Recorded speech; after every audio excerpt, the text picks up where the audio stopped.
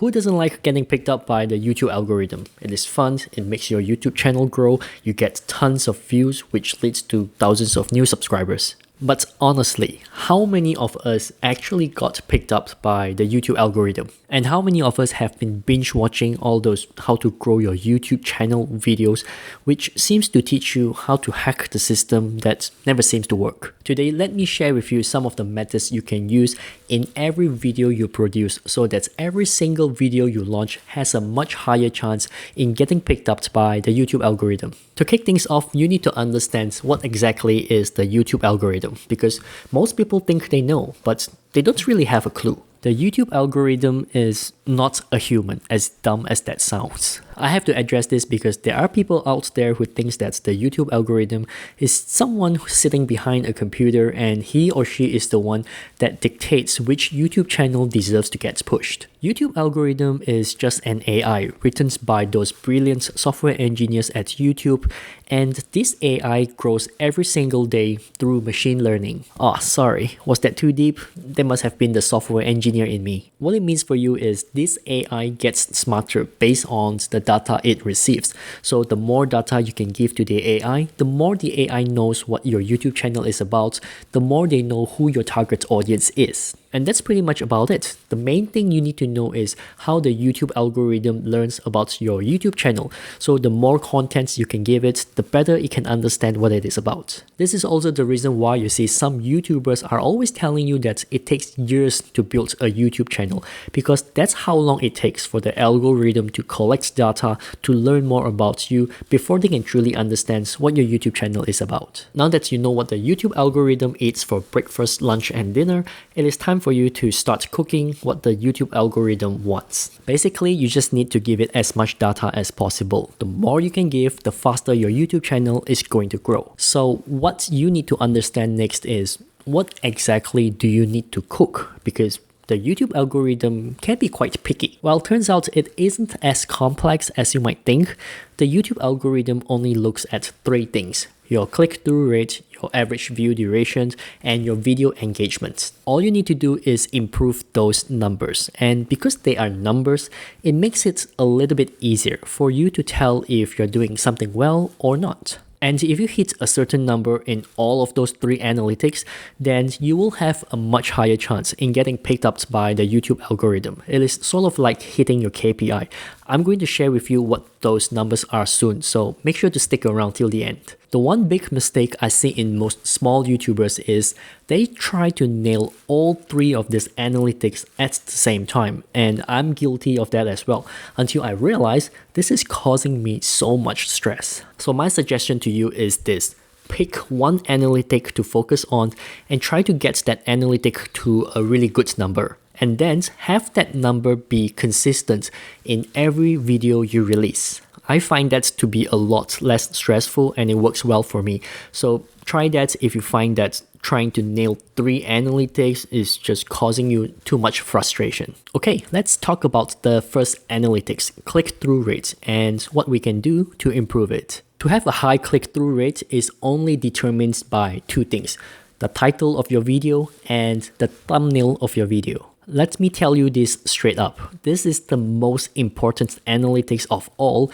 if you want to get more views. Think of this like having a beautiful front yard. Imagine you're driving along the road and there are this bunch of beautiful houses along the way. The one that's going to catch your attention, the one that's going to make you remember, the one that's going to make you put in your reverse gear and go back to have a look again, it's always the house that has a really beautiful front yard. Or sometimes the one that is so disgusting that you just can't forget about it. Your thumbnail sort of works the same way. When people are scrolling through their feed on YouTube, the one that really stands out the most is the one that is going to make them click and watch the video. Now let's be clear, I'm not the best person to tell you how to create a really good thumbnail because, let's face it, I am a creatively dumb person. But for starters, what you can do is to have a look at other thumbnails on YouTube that has similar topics to yours, then model off it. I find that to be the easiest.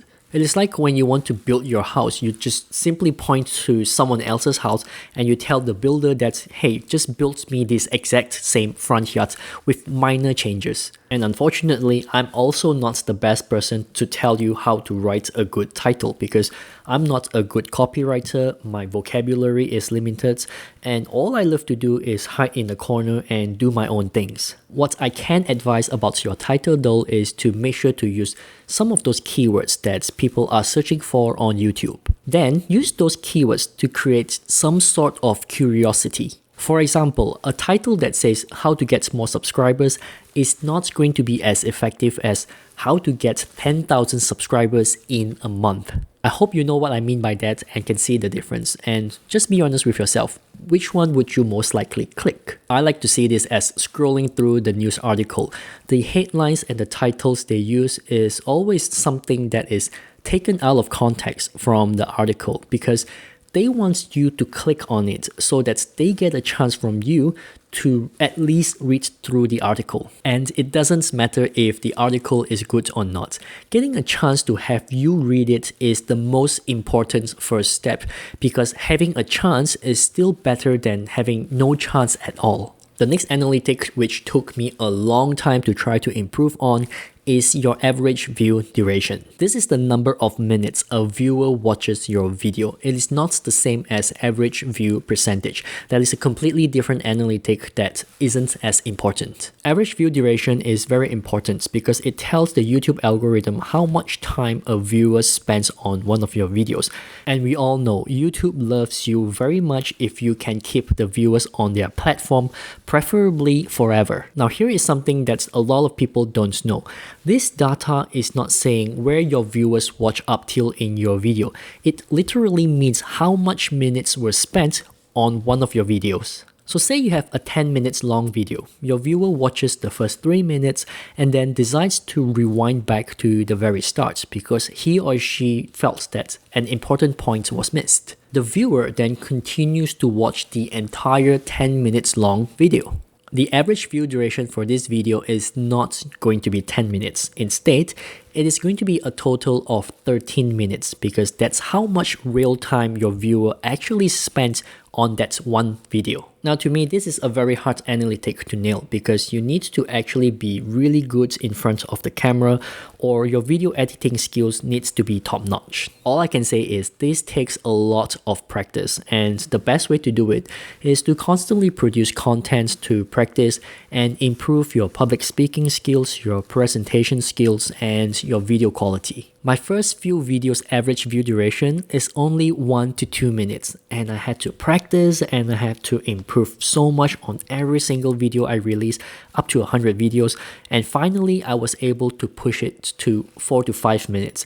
And sadly, I can't push that any further because I'm just a boring person. But I'm a firm believer in consistency and continuously creating content just makes you better because quantity leads to quality. The final analytic to consider is your video engagement. This is the number of comments you get and the number of likes you get per video. I feel that this is one of those analytics that people just speculate, like the YouTube algorithm may or may not look into this. I mean, some of those YouTube channels out there, they completely disable comments. So does that mean the YouTube algorithm is never going to push any of their videos? It would be good to get more likes and comments, obviously. No one is going to complain about that.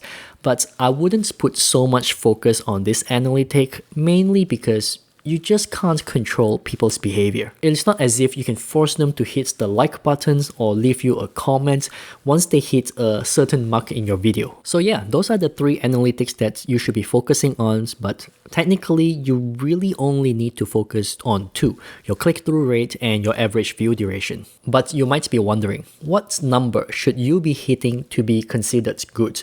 What sort of target should you be aiming for? Okay, so here are the numbers. For click-through rate, you need to aim between 7 to 13%. For your average view durations, you should be getting between 4 to 5 minutes. Anything higher than that is... These aren't numbers I made up, by the way. I've gone through a ton of big YouTube channels where they share their analytics and I keep my eyes focused on their click-through rate and average view duration when they share it on their video, of course. I then look up at the number of views they get per video in their channel to determine if the figures they share actually adds up. And also, I got in touch with a YouTuber who has over 1 million subscribers, and each video he releases is over 100,000 views. So the number I'm sharing with you is pretty convincing. Now, the numbers may seem a little high and it scares me at first, but I do think that it is not unachievable. The thing is, a lot of new YouTubers are struggling to get views and subscribers, but they never did analyze the numbers they're hitting in their analytics. Most of my videos gets about 4 minutes average view durations, but my click-through rate is only around 5 to 6%, which is not bad considering how I used to get only 1 to 2%. So, if you ever wonder why my YouTube channel is not getting that many views, well, yeah, I just can't figure out how to do a good thumbnail and write a good title that pulls in attention. People are watching my videos, judging from the average view duration I'm getting. But as I said earlier in this video, if you can't get people to click on your video, then it doesn't matter how good your content is, because people will never find out, because you can't get their attention in the first place. If you ever think that the YouTube algorithm just doesn't like pushing your content, well, all I can say is the YouTube algorithm does give you impressions every day in every single one of your videos. But it is our job to turn those impressions into clicks, and then those clicks into watch time. And if you can successfully do that, YouTube is just going to give you even more impressions, and the cycle continues. I hope that makes sense. Let me know in the comments down below what you think about the YouTube algorithm, and do share with us if you think the algorithm is fair to you or not. Do also check out the videos over here to see more mistakes I made on my YouTube channel, so that you can save yourself the time and efforts doing things that you shouldn't be doing.